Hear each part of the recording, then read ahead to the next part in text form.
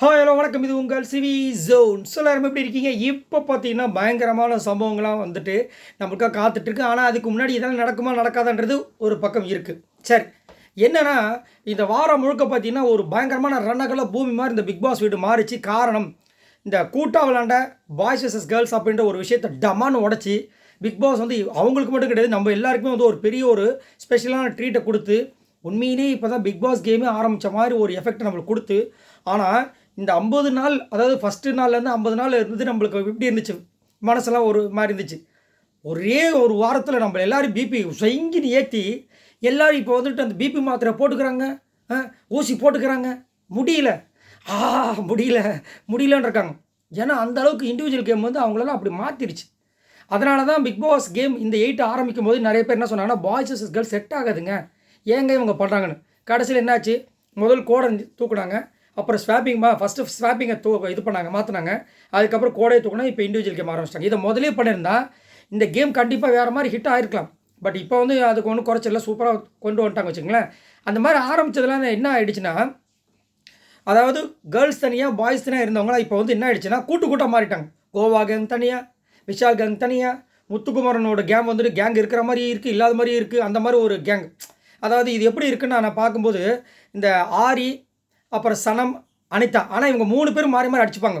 ஆனால் இது ஒரு குரூப்பாக இருக்கும். அந்த மாதிரி ஒரு குரூப் வந்து இந்த முத்துக்குமரன், மஞ்சரி, சாச்சனா, இந்த மாதிரி ஒரு குரூப் தனியாக. ஆனால் மற்றதெல்லாம் பார்த்தீங்கன்னா விட்டு கொடுக்காத ஒரு கேங். அது பயங்கரமான கேங்.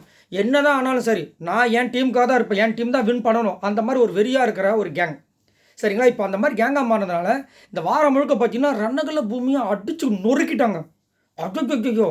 ஆனால் எல்லாருமே அவங்களுடைய இண்டிவிஜுவல் கேமை காமிச்சாங்க. இன்ஃபேக்ட் மிச்சராக இருந்த ரஞ்சித் கூட ஏதோ ஒரு விஷயத்தில் கோவப்பட்டு இந்த கேமை போய் வின் பண்ணலாம் அப்படி கூட நினச்சார். அவர் அதுக்காக நினச்சாரா, இல்லை அடுத்த வாரம் நாமினேஷன் ஃப்ரீ பாஸ் போச்சே அப்படின்னு நினச்சாரான்னு தெரியல. ஏன்னா இந்த டால் டாஸ்கில் லாஸ்ட்டாக அந்த 10 பேர் போனதுக்கப்புறமா லாஸ்ட்டாக 10 பேர் இருந்தாங்க பாருங்கள். அந்த 10 பேர் இருக்கும்போது பிக் பாஸ் ஒரு விஷயத்தை அனௌன்ஸ் பண்ணுறாரு. இப்போ இருக்கிறவங்க இதில் அடுத்த வாரம் இந்த இதில் யார் வின் பண்ணுறாங்களோ அவங்களுக்கு நாமினேஷன் ஃப்ரீ பாஸ்ன்ட்டார். இன்னும் வந்து அதிகப்படியாக உள்ளே இறங்கி அதுக்கப்புறம் ஒரு ரூலை வந்து இது பண்ணார். என்னென்னா வெளியில் இருக்கவங்களாம் உள்ளே வரலாம். அப்போ தான் ஆரம்பிச்சிது. ஏன்னா ராணுவலாம் வெறி கொண்டு இருந்தாப்புல, சௌந்தர்யா வெறி கொண்டு இருந்தாங்க. இவங்களுக்குலாம் சான்ஸ், முத்துக்குமரன் மாதிரி எல்லாருமே விஜய் விஷயம் எல்லாருமே இருக்கும்போது, ஆஹா இதுக்கப்புறம் நம்ம பாடுறான்னு சொல்லிட்டு எல்லாம் என்ன பண்ணிட்டாங்க, உள்ளே டம்ப் பண்ணி பயங்கரமாக பிளாஸ்ட் ஆகிடுச்சு. அப்போ தான் இந்த ரயானுக்கும் ராணுவுக்கும் சண்டை நடக்குது. இப்போது எல்லா பிக் பாஸ் சீசன்லேயும் நம்ம ஒரு விஷயம் பார்த்துருப்போம். என்னென்னா கேமுக்குள்ளே வந்துட்டு அடிதடி மாதிரி வந்திருக்கும், ரெட் கார்டு வாங்கிட்டு போயிருப்பாங்க. தவறுதலாக வார்த்தைகள் பேசி ரெட் கார்டு வாங்கி போயிருப்பாங்க. இன்னொருத்தர் சரவணன் அவரோட காலேஜ் அனுபவங்களை ஷேர் பண்ணி அதை ஒரு 4-5 நாள் கழித்து அது பெரிய இஷ்யூவாக வெளியே வெடித்ததுனால ரெட் கார்டு வாங்கிட்டு அப்படியே வெளியே போயிருப்பார். இந்த மாதிரி நிறைய விஷயங்கள். அப்புறம் பிரதீப் வந்துட்டு எதுக்காக ரெட் கார்டு கொடுத்தாங்கன்னு இனிமேல் நம்மளுக்குலாம் கேள்விக்குரியாக தான் இருக்குது. அது வேறு விஷயம், அது டிபார்ட்மெண்ட்டை தூக்கி அப்படிக்கா போட்டுருவோம். இப்போ இந்த மாதிரி இருக்கும்போது ராணுவுக்கு பார்த்தீங்கன்னா இங்கே வந்து ராணுவ வந்துட்டு ரயான் போயிட்டு அடித்த விஷயங்கள் பயங்கரமாக. அதாவது என்ன சொல்கிறாங்கன்னா, ஒரு சில பேர் எங்கெங்கே அடித்தார், தள்ளி தானே விட்டாராம். எப்படி எங்கெங்கே அடித்தார், தள்ளி தான் விட்டாங்களாம்.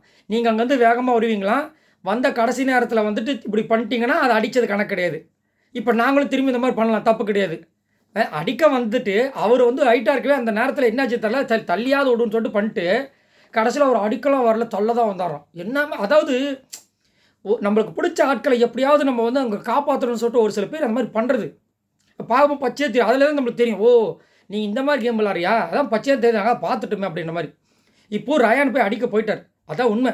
ஆனால் ரயான் வந்துட்டு ரயானை விட ஒரு நல்ல ஒரு ஹைட்டு வெயிட்டாக இருந்ததுனால கொஞ்சம் பயந்தாரா என்னன்னு தெரில, இப்படி தள்ளி விட்டார். அது ஆனால் பெரிய ஃபிசிக்கல் வயலன்ஸ். சரிங்களா? இப்போ இதுக்கு வந்துட்டு கண்டிப்பாக எல்லோ கார்டு இருக்கிறதுக்கு வாய்ப்பு இருக்குது மினிமம், இல்லைனா ரெட் கார்டு இருக்க வாய்ப்பு இருக்குன்ற மாதிரி தான் இப்போ நியூஸஸ் வருது.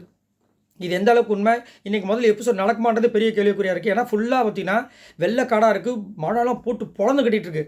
அப்படி நடந்துச்சுன்னா கண்டிப்பாக மினிமம் எல்லோ கார்டு கன்ஃபார்ம்ன்ற மாதிரி தான் போயிட்டுருக்கு. சரிங்களா? ஏன்னா ரயானுக்கு கொடுத்தா தான் அடுத்தது அவரும் வந்து இந்த மாதிரி ஃபிசிக்கல் வயலன்ஸில் இறங்க மாட்டார். ஏன்னா அவர் சொல்லிட்டார் ஜாக்லின் கிட்ட, நான் வந்து கண்டிப்பாக வந்து இதை வந்து தெரிஞ்சு தான் பண்ணேன், தெரியாமலாம் பண்ணல. ஏன்னா விஜய் சேதுபதி அப்பயே சொல்லிட்டாரு, நீங்கள் உங்கள் மனசுக்கு என்ன தோணுதோ செய்யுங்கன்னாரு.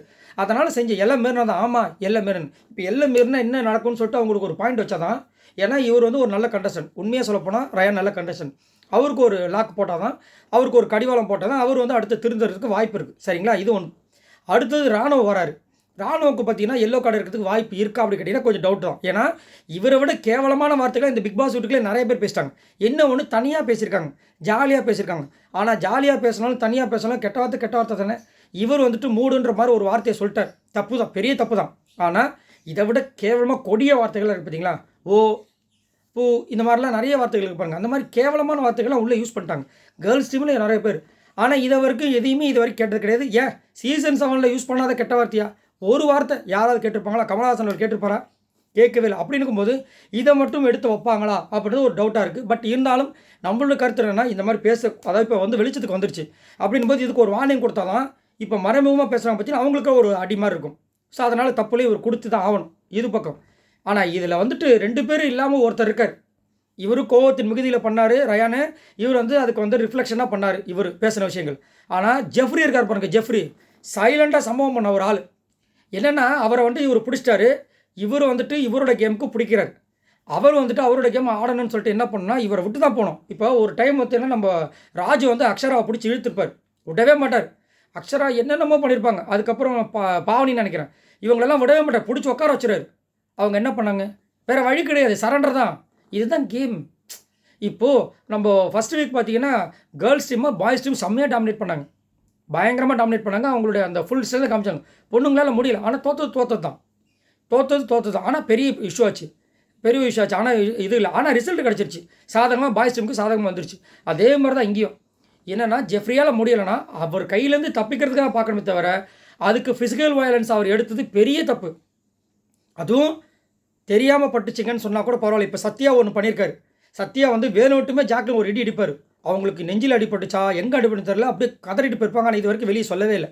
அது ஒரு தனி கணக்கு ஓடிட்டுருக்கு. அதுக்கு என்ன ஒரு முதல்ல இதெல்லாம் விஜய் சேதுபதி கவனிக்க போகிறாரான்றதே பெரிய கொஸ்டின் மார்க் இருக்குது. ஏன்னா நார்மலாகவே அவர் பேச மாட்டார். இதை என்ன பண்ண போகிறான்னு தெரியல. இப்போது ஜெஃப்ரி வந்து வாலண்டராக வந்து இப்படி தள்ளினது மூக்குள்ள ஃபஸ்ட்டு ஒரு அடி. அப்பயும் அவர் விடலை. சரி அவன் தெரியாமல் பண்ணிருப்பான். அது கேட்குறோம். அதுதான் எனக்கு ரொம்ப ஷாக்கிங். இப்போ ஜெஃப்ரி வந்து நல்ல ஒரு பிளேயர் தான், அது வந்து மாற்றுக்கிறதே கிடையாது. சூப்பராக வளர்ந்து வந்துட்டுருக்கான், நல்ல கஷ்டப்படுற பையன்.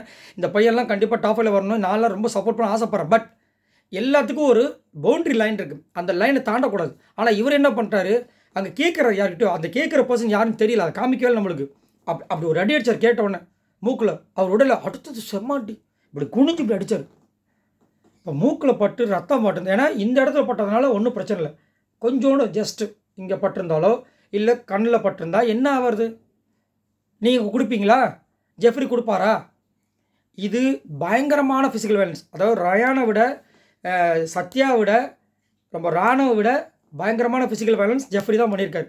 ஸோ கண்டிப்பாக இன்றைக்கி வந்து பெரிய ஒரு மேட்டரில் அவருக்கு இருக்குது. கண்டிப்பாக ஏதோ ஒரு பிரச்சனை இருக்குது. பெரிய வார்னிங் கூட கொடுக்கலாம். இல்லை ஆனால் ரெட் கார்டு கொடுக்க வாய்ப்பு இல்லை. ஏன்னா நல்ல ஒரு கண்டஸ்டன்ட், அது வந்து மாட்டுக்கிறது கிடையாது, சூப்பரான பையன். ஆனால் அந்த இதில் ஏதோ துணுக்கில் பண்ணிட்டான். அவனுக்கு கண்டிப்பாக இதை பண்ணாதான் அடுத்தது அவன் ரொம்ப சுதாரித்து விளையாடுவான். இப்போ ரயானுக்கு சொன்னது தான், இவன் இப்போ பண்ணலைன்னா இந்த பையனுக்கு என்ன ஆடையும் சின்ன பையன், அவனுக்கு மெச்சூரிட்டி இருக்கும். ஆனால் அந்த ஒரு இது இருக்கும், வேகம் இருக்கும். அந்த வேகத்துக்கு ஒரு கடிவாளம் போட்டால் தான் அவன் அடுத்தது வந்து கரெக்டாக பண்ணிட்டு போவான். ஏன்னா அதுவும் இல்லாமல் கோவா கேங்க்கு போனதுலேருந்து அவன் கொஞ்சம் அவனுடைய விஷயங்கள் வேறு மாதிரி போயிடுச்சு. ஸோ அதை மாற்றணும்னா கண்டிப்பாக அவனுக்கு ஒரு வார்னிங் கொடுக்க வேண்டும் அப்படின்னு தான் நம்மளோட கருத்து. அதுவும் இல்லாமல் அவர் பண்ணுற விஷயங்கள்லாம் வந்து பக்கத்தில் போய் ஏற்றி விட்றாங்க. நீ பண்ணது தப்புன்னு யாருமே சொல்ல மாட்டாங்க. அன்ஷிதா வந்தாலும் சரி, ஜாக்லின் இருந்தாலும் சரி, சௌந்தர்யா வந்தாலும் சரி, 3 பேருமே நீ அடித்து தப்புடா அதெல்லாம் அப்படின்னு யாருமே சொல்ல மாட்டாங்க. அதே மாதிரி ரயான் கிட்ட போயிட்டு பெருசாக சொல்லவும் மாட்டாங்க. அதுதான் வந்து இப்போ இவங்க 2 பேருக்கு இருக்க பெரிய மைனஸ். இவங்க அந்த கேங்கை விட்டு வெளியே வந்து இண்டிவிஜுவல் கேம் கொடுத்தாங்கன்னா நல்லாயிருக்கும். ஸோ இதுக்கு கண்டிப்பாக வந்துட்டு எல்லோ கார்டு வரப்போதா, ரெட் கார்டு வரப்போதா, வார்னிங் வரப்போதான்றது தெரியல. ஆனால் கண்டிப்பாக உச்சக்கட்ட ஒரு விஷயம் கண்டிப்பாக நடக்கும் அப்படின்ற மாதிரி நியூஸஸ் வந்திருக்கு. அது மட்டும் இல்லாமல் எவிக்ஷன் ஆல்ரெடி பார்த்தீங்கன்னா இந்த பிக் பாஸ் வீட்டுக்குள்ளே எக்கச்சக்கமான பேர் இருக்காங்க. கொச்சன்னு திரும்பி பார்க்குற இடத்துல ஆளாக தான் இருக்காங்க. அது மட்டும் இல்லாமல் இந்த வாரத்துன்னு ஒரு வாரமாக வந்துட்டு சிங்கிள் எவிக்ஷன் நடந்தால் கூட பார்த்தீங்கன்னா அது இழுத்துட்டு போயிடும். ஸோ அப்படி இருக்கும்போது இந்த வாரம் கண்டிப்பாக சிங்கிள் எவிக்ஷன் கிடையாது, டபுள் எவிக்ஷன் இருக்கிறதுக்கு ஹைலி பாசிபிள் இருக்குன்ற மாதிரி சொல்லியிருக்காங்க. ஸோ கண்டிப்பாக இந்த வாரம் வந்து பார்த்திங்கன்னா நம்மளுக்கு கண்டிப்பாக ஒரு பெரிய ட்ரீட் இருக்குது. ஆனால் இதெல்லாம் நடக்கணும்னா முதல் மழை வந்துட்டு அங்கே வந்து பிரச்சனை பண்ணாமல் இருக்கணும். சரி பார்க்கலாம். ஸோ நீங்கள் உங்களோட கருத்தை சொல்லுங்கள். இப்போ இந்த இதில் இருக்கிற ஜெஃப்ரி, ரயான், ராணுவ், சத்யா இவங்க எல்லாருக்குமே என்னென்ன கார்டுகள் கொடுக்க வேண்டும், முதல் கொடுக்கணுமா வேண்டாமா, அப்படி கொடுத்தா என்ன கார்டு கொடுக்கணும்னு நீங்கள் நினைக்கிறீங்க மறக்காமல் கமெண்ட்ஸ் பண்ணுங்கள். அது மட்டும் இல்லாமல் இந்த வீடியோக்கு மறக்காமல் லைக் தட்டி விடுங்க. இது மாதிரி நிறைய இன்ஃபர்மேஷன் உங்களுக்காக காத்துட்ருக்கு. மறக்காமல் நம்மளோட சேனலை சப்ஸ்கிரைப் பண்ணுங்கள். பாய் நண்பர்களே.